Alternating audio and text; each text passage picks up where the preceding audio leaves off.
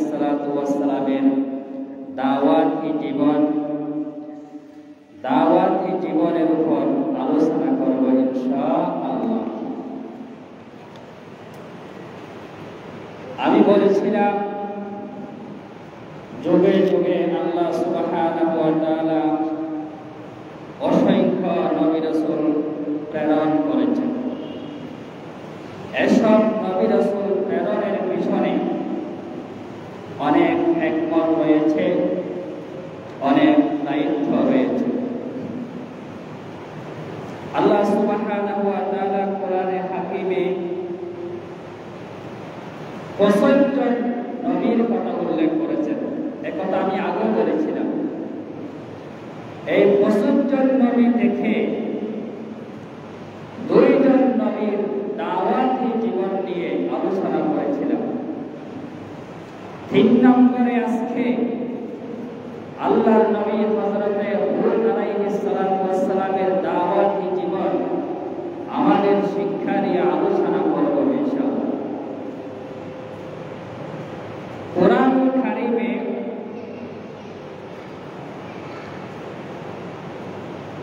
ছয়টি জাতিকে সমূলে ধ্বংস করে দিয়েছেন একথা উল্লেখ হয়েছে।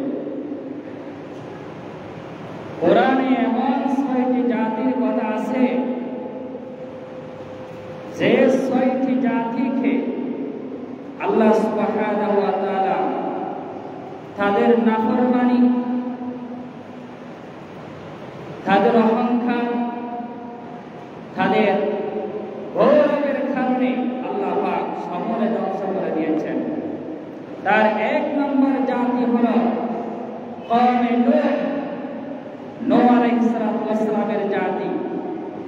2 নম্বরে কওমে হুদ আলাইহিস সালামের জাতি অর্থাৎ আদ বংশকে। 3 নম্বরে সালেহ আলাইহিস সালামের জাতি। 4 নম্বরে লূত আলাইহিস সালামের জাতি। 5 নম্বরে আহলে মাদিয়ান শুআয়ব আলাইহিস সালামের জাতি। সর্বশেষ 6 নম্বরে কওমে ফিরআউন, পৃথিবীর সর্বশ্রেষ্ঠ স্বৈরাচার, পৃথিবীর শ্রেষ্ঠ জালেম ফিরআউনের জাতি। এই 6টি জাতিকে আল্লাহ সুবহানাহু ওয়া তাআলা নিমিষে ধ্বংস করে দিয়েছেন। সুতরাং আল্লাহর নবী হযরতে হুদ আলাইহিস সালাম তিনি ছিলেন একজন নবী। তিনি ছিলেন হযরতে নূহ আলাইহিস সালামের চতুর্থ, পঞ্চম কিংবা অষ্টম অবস্থায় পুরুষ। আল্লাহ সুবহানাহু ওয়া তাআলা এই মহান নবীকে পৃথিবীর শ্রেষ্ঠ শক্তিশালী জাতি আদ সম্প্রদায়ের কাছে পাঠিয়েছিলেন। আদ সম্প্রদায় ছিল একটি শক্তিশালী জাতি। তাদের দেহ ছিল ছোটাল দেহের অধিকারী, অনেক লম্বা মানুষ ছিল তারা। তাদের সৈন্য ছিল 1 লক্ষ মানুষের কাছে হযরতে হুদ আলাইহিস সালামকে আল্লাহ পাক নবী বানিয়ে পাঠালেন। হযরতে হুদ আলাইহিস সালামের দাওয়াতি জীবন, দাওয়াতের কথা আল্লাহ পাক সূরা হুদে এইভাবে বর্ণনা করেছেন। আল্লাহ রাব্বুল আলামিন বলেন, শোনো পৃথিবীর মানুষ, ওয়া ইলা আদিন আখাহুম হুদান ক্বালা ইয়া কওমি ইবুদুল্লাহা মা লাকুম মিন ইলাহিন গায়রুহু ইন আনতুম ইল্লা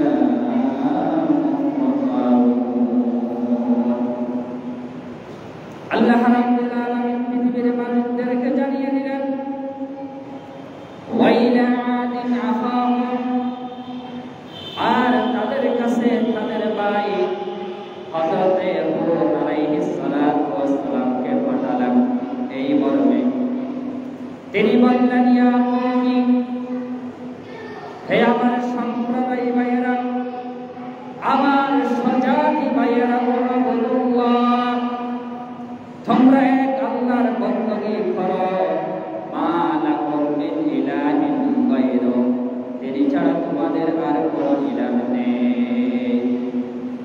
ইন আকুম ইল্লা মুফতারিন, তোমরা নিছক মিথ্যা বানিয়ে রেখেছ। এই আয়াতে বলা হয়েছে হযরতে হুদ আলাইহিস সালাম তাদের ভাই আদ জাতির কাছে গেলেন। সেখানে গিয়ে তিনি বললেন, ইয়া কওমি, আমার ভাইয়েরা, তোমরা এক আল্লাহর দাসত্ব করো, এক আল্লাহর গোলামি করো। মা লাকুম মিন ইলাহিন গায়রু, যিনি ছাড়া আর কোনো উপাস্য নেই, মাবুদ নেই, রব নেই, রিজিক দাতা নাই, হায়াতের মালিক নয়। যিনি মালিক হায়াতের, যিনি ইবাদতের উপযুক্ত, তার দাসত্ব করো, গোলামি করো। হযরতে হুদ আলাইহিস সালাম আর বললেন, ইয়া কওমি লা আসআলুকুম আলাইহি আজরা, ইন আজরিয়া ইল্লা আলাল্লাযী ফাতারানি, আফালা তা'কিলুন। হযরতে হুদ আলাইহিস সালাম তাদের ভাইদেরকে বললেন, হে আমার ভাইয়েরা, কওমের ভাইয়েরা, আমি যে তোমাদেরকে দ্বীনের দাওয়াত দিচ্ছি, তোমাদেরকে যে আমি বলছি তোমরা এক আল্লাহর দাসত্ব করো, নাফরমানি ছেড়ে যাও, শিরক ছেড়ে যাও, কুফর ছেড়ে যাও, মুনাফিকি ছেড়ে দাও। এই যে আমি তোমাদেরকে দাওয়াত দিচ্ছি, এই কাজের বিনিময়ে আমি তোমাদের কাছে কোনো পারিশ্রমিক চাই না। আমি দাওয়াত দিচ্ছি, এই দাওয়াতের পারিশ্রমিক চাই না, বিনিময় চাই না। ইন আজরিয়া ইল্লা আলাল্লাযী ফাতারানি, আমার পারিশ্রমিক তো তারই জিম্মায় রয়েছে যিনি আমাকে সৃষ্টি করেছেন, পয়দা করেছেন। সুতরাং আমি তোমাদেরকে দ্বীনের দাওয়াত দিচ্ছি, এই দাওয়াতের আমি টাকা চাচ্ছি না, তোমাদের কাছ থেকে কিছুই চাচ্ছি না, পারিশ্রমিক চাচ্ছি না। আমার পারিশ্রমিকের বদলা আমার আল্লাহর কাছে রয়েছে। সুবহানাল্লাহ। আফালা তা'কিলুন, তোমরা কি একটু বুদ্ধি বিবেচনা করে কাজ করতে পারো না?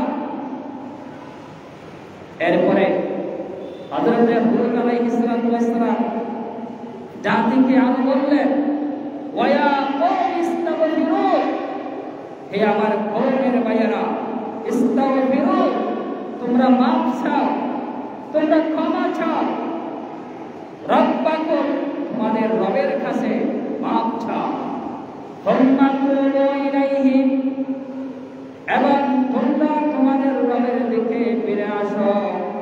ইউরসিলিস সামাআ আলাইকুম মিদরারা, তোমরা যদি আল্লাহর কাছে ক্ষমা চাও, আল্লাহর দিকে যদি ফিরে আসো, তাহলে আল্লাহ রাব্বুল আলামিন আকাশের মুখ তোমাদের জন্য খুলে দিবেন। ওয়া ইয়াজিদকুম কুওয়াতান ইলা কুওয়াতিকুম ওয়া লা তাতাওয়াল্লাউ মুজরিমিন। আল্লাহ পাক বললেন, তোমরা যদি ইস্তিগফার করো, তওবা করো, গুনাহ মাফ চাও, তাহলে আকাশের রহমতের দরজা তোমাদের জন্য খুলে দিবেন, আকাশ থেকে বৃষ্টি বর্ষণ করবেন। সুবহানাল্লাহ। আর তোমরা যে শক্তির উপরে এখন আছো, সেই শক্তি আরো বাড়িয়ে দেবেন আল্লাহ পাক রব্বুল আলামিন। কিন্তু তোমরা অপরাধীদের মতো মুখ ফিরিয়ে দিও না, ইস্তিগফার করো, পাপের জন্য ক্ষমা চাও। এই ক্ষমার কারণে আল্লাহ পাক তোমাদের উপর বরকত নাযিল করবেন। সুবহানাল্লাহ। সুতরাং হযরত হুদ আলাইহিস সালাম অত্যন্ত সুন্দর ভাষায় জাতিকে দ্বীনের দাওয়াত দিলেন, বিনিময়ে তিনি পেলেন কষ্ট। কওমের ভাইরা বলল হুদ আলাইহিস সালাম পাগল, নাউজুবিল্লাহ। হযরত হুদ আলাইহিস সালামকে তারা কষ্ট দিয়েছে, অনেক কষ্ট দিয়েছে, মৃত্যুর হুমকি দিয়েছে, মারার হুমকি দিয়েছে। এই জন্য ভাইয়েরা আমার, আপনি যখন নবী রাসূলদের মতো দাওয়াতের কাজ করতে যাবেন, দ্বীনের কথা বলবেন, কোরআন হাদিসের কথা যখন বলবেন, অবশ্যই বাধা আসবে। যুগে যুগে যত নবী রাসূল দ্বীনের দাওয়াত দিয়েছিল, সর্বপ্রথম তাদের উপর বাধা এসেছিল রাষ্ট্রশক্তি। দ্বীনের কথা বলেছিল, সর্বপ্রথম রাষ্ট্রশক্তি তাদেরকে বাধা দিয়েছিল। মূসা আলাইহিস সালাম যখন দ্বীনের কথা বলেছিল, ফেরাউন বাধা দিয়েছিল। ইব্রাহিম আলাইহিস সালাম যখন দ্বীনের কথা বলেছিল, বেঈমান স্বৈরাচার শাসক নমরুদ বাধা দিয়েছিল। রাসূল কারীম সাল্লাল্লাহু আলাইহি সাল্লাম যখন দাওয়াতের কথা বলেছিল, মক্কা হইতে গড়িতে মদিনা হইতে গড়িতে যখন দ্বীন প্রসার করেছিল রাষ্ট্রশক্তি, আবু জাহাল, আবু লাহাব, উতবা, সাইবা, এই নাফরমানগুলো রাসূল কারীম সাল্লাল্লাহু আলাইহি সাল্লামকে বাধা দিয়েছিল। সুতরাং দাওয়াতের কাজে বাধা আসবে, বিপদ আসবে, তারপরও পিছনে হাঁটা যাবে না। অবশ্যই আপনাকে দাওয়াত দিতে হবে, দাওয়াতের কাজ চালাতে হবে। হযরত হুদ আলাইহিস সালাম যখন দাওয়াত দিলেন, অনেক অপমান তাকে সহ্য করতে হয়েছিল। তিনি যখন এক আল্লাহর উপরে ঈমানের কথা বলেছিল, তখন সেই জাতিরা কি বলল? ক্বালু ইয়া কওমি মা জিতানা বিবাইয়িনাতিন। হুদ আলাইহিস সালামের জাতি আদ বংশ হুদ আলাইহিস সালামকে বলল, তুমি তো আমাদের কাছে পুরো স্পষ্ট নিদর্শন নিয়ে আসনি যে ওমা নাহনু বিতারিকি আলিহাতিনা আন কওলিক, তোমার কথাই যে আমরা আমাদের মাবুদের ত্যাগ করতে পারি না। আপনি যে বললেন এক আল্লাহর প্রতি ঈমানের কথা, এর সঠিক স্পষ্ট দলিল কোথায়? দলিল দেখো। তারা বলল যে আপনার কথাই তো আমরা আমাদের মাবুদদেরকে ছেড়ে দিতে পারি না। হযরত হুদ আলাইহিস সালাম বললেন, আনা ইন্নী উশহিদুল্লাহ ওয়া আশহাদু আন্নী বারিয়্যুম মিম্মা তুশরিকুন। হযরত হুদ আলাইহিস সালাম বললেন, তোমরা সাক্ষী থাকো, আমি আল্লাহকে সাক্ষী রাখছি, তোমরা যে মুশরিক, তোমরা কাফের, বেঈমান, বদকার, নাফরমান, সেগুলো থেকে মিম্মা তুশরিকুন, তোমরা মুশরিক, আমি মুশরিকদের কাছ থেকে আল্লাহর কাছে ক্ষমা চেয়ে এসেছি। সুতরাং হযরত হুদ আলাইহিস সালাম আল্লাহর কাছে আল্লাহর প্রেরিত রাসূল ছিলেন। তিনি দাওয়াত দিয়েছিলেন, দাওয়াতের বিনিময়ে কষ্ট পেয়েছিলেন। তিনি সব কষ্ট সহ্য করে আল্লাহকে বললেন, আল্লাহ,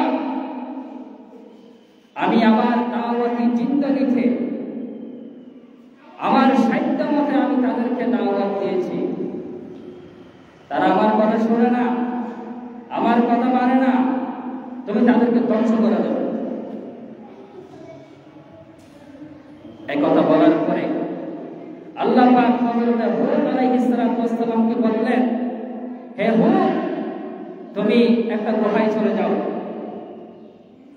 অবশ্যই আমি তাদের কাছে আযাব পাঠাবো, কঠিন শাস্তি তাদের উপর আমি নাযিল করব।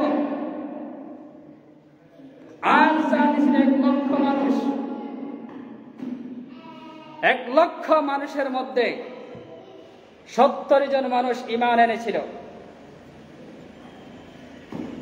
আল্লাহ পাক বললেন, তুমি 70 জন মানুষকে নিয়ে গুহায় চলে যাও। এরপরে 3 বছর টানা 3 বছর পর্যন্ত আজ জাতির উপর বৃষ্টি বন্ধ ছিল। অনাহারে অনিদ্রায় অন্ধকারে মানুষ মরে পচে গলে চারখার হয়ে যাচ্ছে, ক্ষেত খামার নষ্ট হয়ে যাচ্ছে, বৃষ্টি হচ্ছে না। শুধুমাত্র নবীদের সাথে নাফরমানি, এক আল্লাহর প্রতি ঈমান না আনা, অহংকারের কারণে আল্লাহ পাক যুগে যুগে বিভিন্ন জাতিকে ধ্বংস করে দিয়েছেন। সুতরাং হুদ আলাইহিস সালাতু ওয়াস সালামের এই কাহিনী, এই দাওয়াতি জীবন থেকে আমাদেরকে শিক্ষা নিতে হবে। কি শিক্ষা? 1 নম্বর শিক্ষা হচ্ছে এক আল্লাহর প্রতি বিশ্বাস। আমাদের বিশ্বাস রাখতে হবে কার উপর? আল্লাহর উপর। মুসলমান বিশ্বাসী আল্লাহর উপরে, তাওয়াক্কুল করতে হবে আল্লাহর উপরে। বান্দা যদি আল্লাহর উপর তাওয়াক্কুল করে, আল্লাহ পাক বান্দাকে এমন স্থান থেকে রিজিকের ব্যবস্থা করে দিবেন যা বান্দা টেরও পাবে না। দেখেন পাখি, এই যে পাখিরা খাবার জমা করে রাখে না। পৃথিবীতে মানব জাতি ছাড়া কোনো প্রাণী খাবার জমা করে রাখে না। একমাত্র মানব জাতিও খাবার মজবুত করে রাখে। সকালে খালে দুপুরের খানা মজবুত করে রাখে,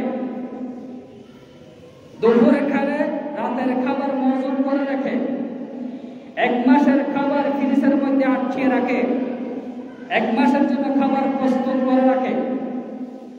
এই কাজটা করে শুধু মানব জাতিরা, কোন প্রাণী খাবার অগ্রিম মজুত করে রাখে না। দেখেন পাখিরা খাবার মজুত করে রাখে না। গরু ছাগল তাদের খাবারের কোনো কিনাই মজুত নাই। আল্লাহ পাক বলেন, আমি পাখিদেরকে যেভাবে খাবারের ব্যবস্থা করে দিই, তারা সকালে বের হয় খালি পেটে, আর বিকালে সারা দিন খেয়ে পেট ভরে বিকালে বাসায় ফিরে আসে। তারা সকালে যখন বের হয় এক আল্লাহর উপর ভরসা করে বের হয়। সুতরাং মানব জাতি যদি এক আল্লাহর উপর তাওয়াক্কুল করে, আল্লাহর প্রতি বিশ্বাস, এক আল্লাহর প্রতি যদি বিশ্বাস রাখে, পাখিদেরকে আল্লাহ যেভাবে আহার দেয় সেভাবে মানুষদেরকে আহার দেবে। সুবহানাল্লাহ। ওয়া মা মিন দাব্বাতিন ফিল আরদি ইল্লা আলাল্লাহি রিজকুহা।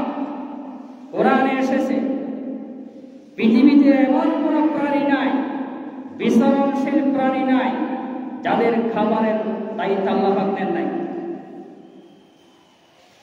সমস্ত প্রাণীর রিজিকের ব্যবস্থা আল্লাহ ঠিক করে রেখেছেন। মানুষ সৃষ্টির 50,000 বছর আগে মানুষের রিজিক বাজেট করে রেখেছেন। অথচ আমাদের দেশে দেখা যায় যে সন্তান 2টা 3টা নেওয়ার পরে সন্তান আর নেই না, বন্ধ করে রাখে। যে সন্তান হলে খাবার দিতে হবে, আর মেয়ে হলে তাকে লালন পালন করে আবার বিয়ে দিতে হবে, অনেক টাকা খরচ। এই চিন্তায় মানুষ 2-3টা সন্তান নেওয়ার পর আর নেই না। জীবন্ত সন্তানকে পেটের ভিতরে মেরে ফেলে।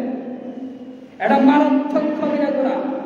একজন মানুষকে জবাই করে যেমন কবিরা গুনাহ, মারাত্মক অপরাধ সন্তান পেটের ভিতরে দুনিয়াতে আসার আগে মেরে ফেলাটাও তার সাথে বিষয় হয়। আল্লাহ পাক বলেন, ওয়া নাহনু নারযুকুকুম ওয়া ইয়্যাকুম। আমি খাওয়াই, আমি রিজিকের ব্যবস্থা করি, তোমরা কেন সন্তান হত্যা করো? সুতরাং তাওয়াক্কুল, এক আল্লাহর প্রতি বিশ্বাস। 2 নম্বরে নবী রাসূলের অনুসরণ করা। যুগে যুগে যত জাতি ধ্বংস হয়েছে শুধুমাত্র নবীদের সাথে নাফরমানি করার কারণে, নবী রাসূলের আনুগত্য না করার কারণে, নবী রাসূলের দাওয়াতের কথা গ্রহণ না করার কারণে তারা ধ্বংস হয়েছে। মানুষ ধ্বংসের আরেকটি কারণ হচ্ছে অহংকার। এই যে একটু আগে বললাম হুদ আলাইহিস সালামের বংশ আদ জাতি, তাদের ধ্বংসের অন্য কারণ হচ্ছে অহংকার। অহংকার শব্দটি একেবারে প্রসিদ্ধ। আমরা যদি অহংকার পতনের মূল, হুদ আলাইহিস সালামের জাতি আদ বংশ, তারা ভীষণ লম্বা ছিল, সুন্দর দেহের অধিকারী ছিল, প্রভাবশালী শক্তিশালী জাতি ছিল, যার কারণে হুদ আলাইহিস সালামের দাওয়াত তারা গ্রহণ করতে পারে নাই।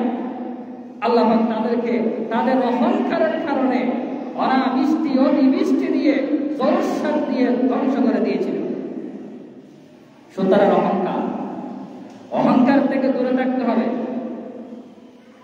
পৃথিবীর সর্বপ্রথম পাপ হচ্ছে অহংকার।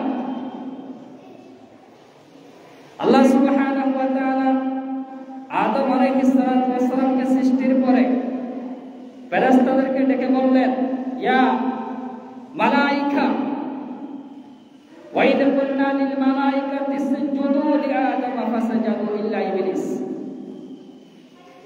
আল্লাহ পাক ফেরেশতাদেরকে ডেকে বললেন, হে ফেরেশতারা, তোমরা আদমকে সিজদা করো। ফাসাজাদুল মালাইকা, সমস্ত ফেরেশতারা সিজদা করেছিল, অবনত হয়েছিল, আদম নবীকে সম্মান করেছিল। ইল্লা ইবলিস, তবে ফেরেশতাদের মধ্যে থেকে বেশি ওঠা ইবলিস, তিনি আদম নবীকে সিজদা করে নাই। তিনি আল্লাহকে যুক্তি দেখিয়েছিল, হে আল্লাহ, খলাকতানি মিন নার ওয়া খলাকতাহু মিন তিন, তুমি আমাকে সৃষ্টি করেছো আগুন দ্বারা, আর আদমকে সৃষ্টি করেছো মাটি দ্বারা। মাটির জিনিসকে কেন আমি আগুন, উপরের জিনিস নিচের জিনিসকে সিজদা করবে? এই বলে ইবলিস অহংকার করেছিল। আবা ওয়াস্তাকবারা ওয়া কানা মিনাল কাফিরিন, আল্লাহ বলেন তুই কাফির হয়ে যা। অহংকারের কারণে একটু আগে ইবলিস আজাজিল ফেরেশতাদের অন্তর্ভুক্ত ছিল, আদমকে সিজদা না করার কারণে ইবলিসে পরিণত হয়েছে। শেষ পর্যন্ত আল্লাহ তাকে কাফির ঘোষণা দিলেন, ওয়া কানা মিনাল কাফিরিন, তুমি হচ্ছে কাফিরদের অন্তর্ভুক্ত। সুতরাং অহংকার কাফেরের স্বভাব, ইবলিসের স্বভাব। হাদিসে এসেছে, সালাসাতুন লা ইউকাল্লিমুহুমুল্লাহু ইয়াওমাল কিয়ামাহ, তিন শ্রেণীর মানুষের সাথে আল্লাহ কিয়ামতের দিন কথা বলবে না। ওয়ালা ইউযাক্কিহিম, তাদেরকে পবিত্র করবে না, তাদের দিকে রহমতের দৃষ্টিও দেবেন না। এক, শাইখুন জানি, বৃদ্ধ ব্যভিচার। যে যুবক, যে মানুষ বুড়ো বয়সে জানা করে, এরকম অনেক মানুষ আছে, দাড়ি চুল সব সাদা হয়ে গেছে, তারপরে অসংখ্য কাজ সারতে পারে না, তারপরে পা হেসে কাজ সারতে পারে না, একদম বুড়ো হয়ে গেছে, শেখে পানি, বুড়া। যারা বুড়া বয়সে ব্যভিচার করে, জানা করে, অত্যাচার করে, আল্লাহ তাদের সাথে কথা বলবে না, তাদেরকে পবিত্র করবে না, রহমতের দৃষ্টিও দেবেন না। দুই নম্বর, ওয়া মালিকুন কাদ্দাব, মৃত্যু স্বৈরাচার। যে শাসক মিথ্যা কথা বলে, যে রাষ্ট্রপ্রধান মিথ্যা কথা কয়, সেই মৃত্যুর শাসকের সাথে আল্লাহ কথা বলবে না। মৃত্যুকের সাথে আল্লাহর কোনো সম্পর্ক নাই, মিথ্যাবাদীর সাথে আল্লাহর কোনো সম্পর্ক নাই। 4 নম্বরে, ওয়াইউল মুস্তাকবির, যে গরিব, অহংকার। সে গরিব কিন্তু অহংকার করে, ক্ষমতা নাই, টাকার স্থান নাই, জায়গা নাই, ছেলে সন্তান নাই, তারপর অহংকার করে, গরিব অহংকার। তার সাথে আল্লাহ কথা বলবেন না। 3 শ্রেণীর মানুষের সাথে আল্লাহর কোনো সম্পর্ক নাই। এক, ব্যভিচারী মৃত্যু স্বৈরাচার শাসক। 3, গরিব অহংকার। সুতরাং হযরত হুদ আলাইহিস সালামের এই দাওয়াতি জীবন থেকে আমাদেরকে শিক্ষা নিতে হবে, অহংকার করা যাবে না। এক আল্লাহর প্রতি বিশ্বাস, নবী রাসূলের আনুগত্য, বাস জীবনটা সুন্দর হয়ে যাবে। আল্লাহ পাক আমাদেরকে বোঝার আমল করার তৌফিক দান করুন। হাদা মা ইনদি ওয়াল ইলমু ইনদাল্লাহ।